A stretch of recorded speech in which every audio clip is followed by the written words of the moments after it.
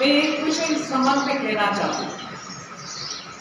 GST council में जो निर्णय होते हैं वो सिर्फ रेवेन्यू कमाने के लिए नहीं होते।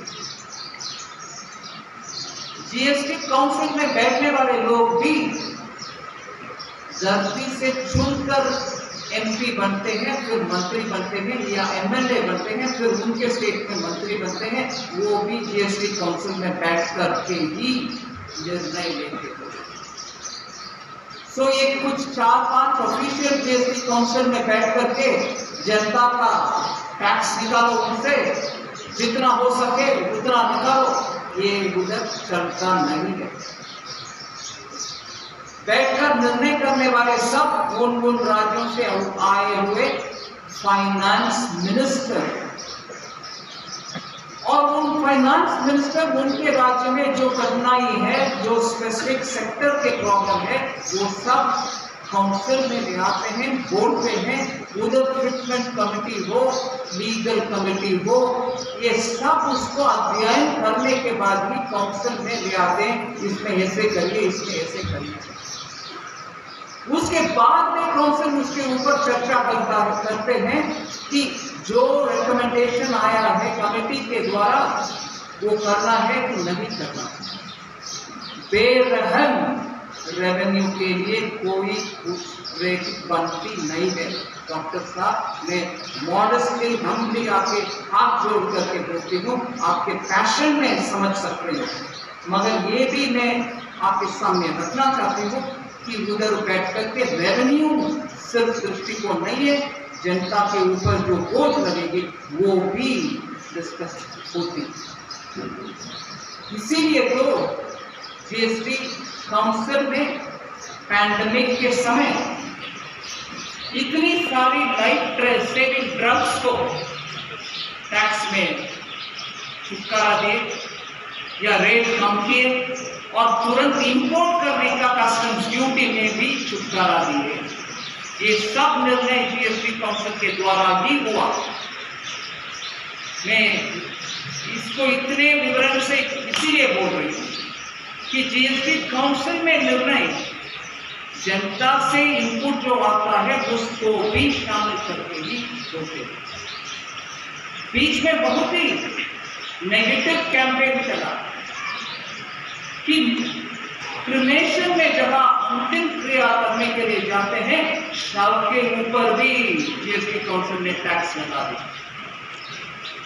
मैं आप लोग बहुत ही पढ़े लिखे नागरिक है, एलिट है, सिटीजन है, आपको हाथ जोड़ करके बोलती है, विज्ञप्ति करती है, कभी भी ऐसे विषय फैलती है तो उसके आगे पीछे विषय समझने के लिए कोशिश करें।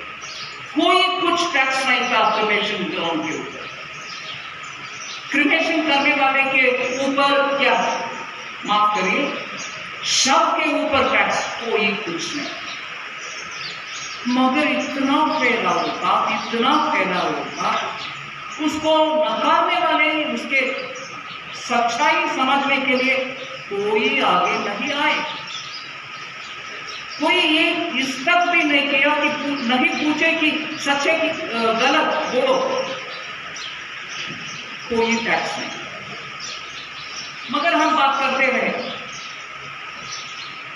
ऐसे ही एक विषय, जब हॉस्पिटल्स में, अगर मैं गलत बोल रही हूं तो डॉक्टर भाई साहब प्लीज मुझे करेक्ट करिए,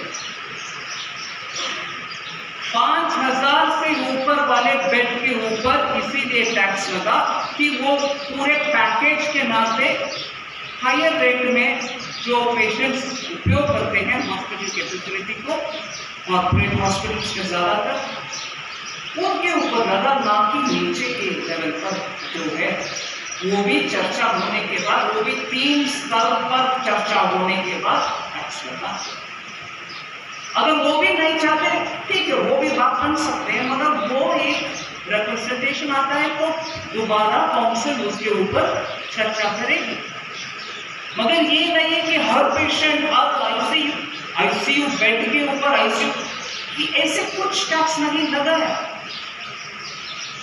मगर जब टैक्स के विषय आता है, तुरंत जो नेगेटिव कैंपेन चलती है उसमें टैक्स कंसल्टेंट्स को मैं हाथ जोड़कर विज्ञप्ति करती हूँ, सच्चाई जान लीजिए और सच्चाई जानकर अगर फिर भी आपको उसमें सुधार ले आना है जरूर बोलिए, जरूर आगे आइए, बोलिए, हम सुनते हैं। जरूर सिर्फ केंद्र मंत्री नहीं, हर राज्य में जो फाइनेंस मिनिस्टर है उन सबके पास भी जाइए।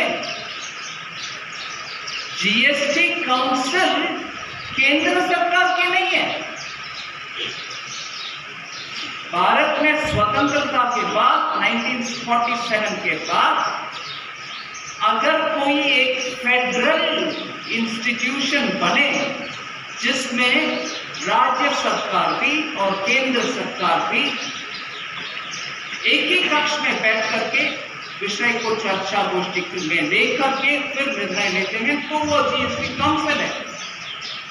जीएसटी काउंसिल के द्वारा अच्छा निर्णय हो, कोई बात नहीं भैया, सबको अच्छा है, मैं भी खुश हूं। मगर कुछ अच्छा नहीं लगा, तुरंत वो मोदी साहब की देन है, केंद्र सरकार की देन है, ऐसे बात करने छोड़, क्योंकि जीएसटी काउंसिल सबका है, हर राज्य के मंत्री बैठते हैं और छोटे स्टेट बड़ा स्टेट ऐसे कुछ भेदभाव नहीं है, सब इक्वल। इसीलिए उधर जो निर्णय होते हैं उसका प्रथम चरण आप आपके राज्य मंत्री के साथ बात करिए, उनको रिप्रेजेंटेशन दीजिए, मुझे भी दीजिए, मुझे उसे कुछ इतराज नहीं है, जरूर दूंगी और जरूर काउंसिल तक पहुंचाऊंगी। मगर कलेक्टिव डिसीजन करने वाले बॉडी ये टैक्स कंसल्टेंट्स, इसके बारे में थोड़े और लोगों को जानकारी शेयर करिए, जिससे आपके प्रोफेशनलिज्म के मानते हुए लोग उसमें सचमुच विषय को समझेंगे, मानेंगे।